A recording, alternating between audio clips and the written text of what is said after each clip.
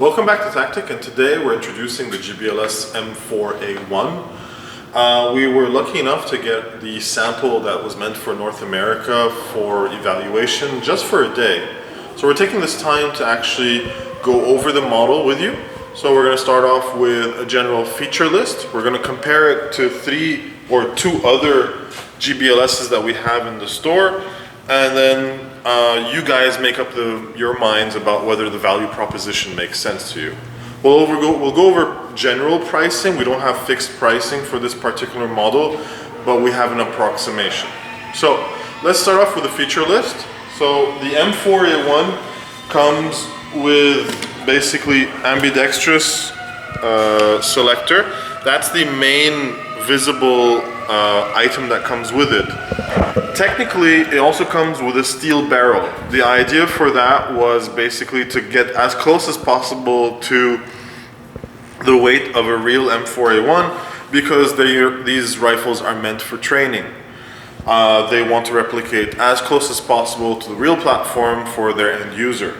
Now, there's a particular thing I was slightly disappointed in is that, and I understand why they did it, is that while the body of the lower receiver is narrower and is closer to the real profile of the M4A1, the mag section is not because of the ATF. Now, the mag release, unfortunately in that case, is not going to be real steel compatible. You will try to put in AEG ones maybe, and they'll work. I don't know. We'll have to see in the future. The trigger guard, on the other hand, that is real steel. You can actually replace that with a proper real steel trigger guard. That's no issues. The other feature is the narrower A2 style grip, which houses a standard AEG motor. We don't know yet what the actual specs of the motor are, whether it's a 25K, a 30K, or a 35K, or any beyond that. All we know is that it's standard AEG spec, which means in theory it is replaceable, but I don't know how that'll affect timing and everything of the rifle. The grip, on the other hand, I was told had to be modded to fit the gearbox, so it's not 100% confirmed that this is replaceable by any standard AEG grip. The gearbox internally has been changed naturally. It is narrower than before because of the narrower lower receiver. It comes with 4 gears instead of 3. That is first to accommodate the height of the new motor, as well as get out of the way of the selector, which actually has a standard transfer bar instead of a gear set configuration, which makes basically left-handed changes of selector more interesting than a standard AEG one, which tends to be very sloppy. Now, the biggest thing about the GBLS M4A1 is also the fact that now the buffer is much shorter. It's actually about this length to accommodate a space within the stock tube for a battery. That battery, so the stock tube comes with an end cap, which means that you can physically insert a 500 milliamp hour battery entirely into that stock tube. On the other hand, that end cap can be removed and you can fit what we have right now on all 3 platforms is an 1450 11.1. It means that I can't collapse the rifle completely in this case, or if you get, for example, one of their ETS stocks, you can actually have it vertically, or an EPS stock, you can have it on the side. The cabling can be done in that case. But the idea of this particular setup, or this particular platform, is to have basically low profile stocks, even LEO style stocks, which are extremely slim and open-ended at the back, and you would actually have the battery internally. Now, in terms of hop-up, barrel, bucking, that's the same, nothing's changed there. The bolt carrier is the same, nothing's changed there in terms of design, but the reality is that this is actually a steel bolt carrier by default. Unlike the original GBLS DAS, so this is a GDR15, which comes with an aluminum bolt carrier. Oh my god, this is so much lighter. it really is different. This is an aluminum bolt carrier. The M4A1 will be coming with the steel bolt carrier. In terms of finish, so this comes in 7075 forged aluminum that is hard anodized. The finish is very nice. It's beautiful satin feature or feeling on it.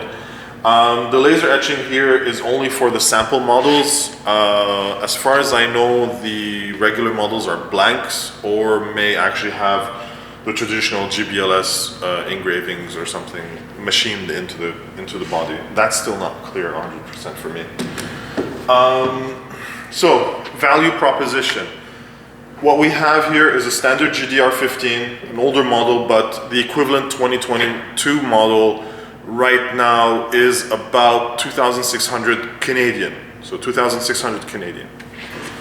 I was told that the M4A1 would be around this price of the current 416. The current 416 is about 3,500, give or take 100, or depending on inflation and shipping of that day or whatever.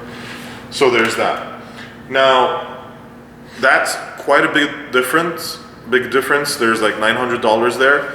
Well, if we take this model into consideration, this is a GDR15 that I call a pro model that on occasion you will find online, very rarely. This one comes with the steel carrier and A-type buffer.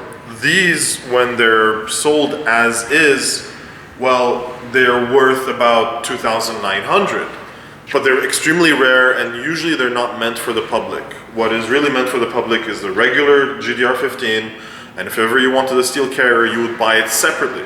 When you buy that carrier separately, it's anywhere between $600 to $900 for the steel carrier. You end up with two bolt carriers, that's cool, but if you really wanted just the steel carrier, you would have to buy it separately, and if you wanted the A-type buffer, well, that's a separate purchase as well of about 150 to 170 Canadian dollars. So in my mind, having this set up, it's actually pretty interesting because you get the steel carrier right off the bat. The buffer is shorter, it's not replaceable at the moment with anything out there, but I was told that there will be aftermarket buffers for potentially more recoil or faster reaction times. Speaking of which, let's take a look at how each one shoots, and we'll make a comparison there in terms of recoil and see which one might be oriented to those who are recoil sensitive versus those who just want a product for training. All right? So for the shooting test, we're going to start with the bog standard GDR15. This has the aluminum bolt carrier and weighs nothing. Again, we're using 11.1 1450 as the battery. So semi first.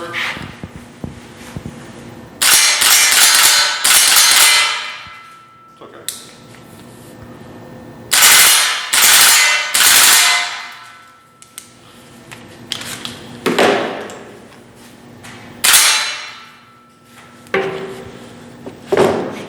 Next it is really heavy. Next is the M4A1. When you have a point of reference, you really feel the difference. You really also feel the difference of the steel carrier when it comes home. Just flip this up, know where I'm shooting.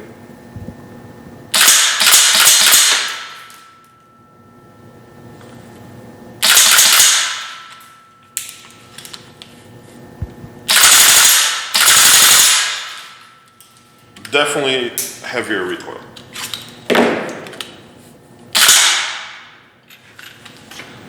I think we lost a screw from the site. Finally, the fully upgraded rifle. This is basically steel carrier, A-type buffer, and the 2022 motor.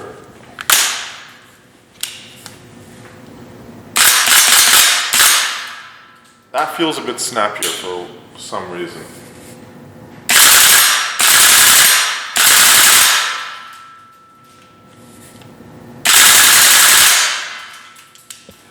Definitely the most recoil is out of this one.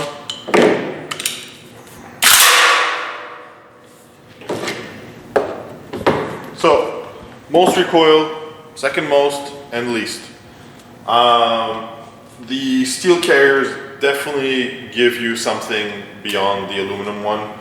So I would say if you're looking for a platform that marries all the features of the M4A1, well, the M4A1's value proposition isn't so bad when you compare that this one, if you wanted to build right now, would cost you more than the M4A1 with whatever pricing we were given at the moment. I can't confirm that's the final pricing, but I think it may well be. So I hope that was informative for you guys. This was Gabriel signing out.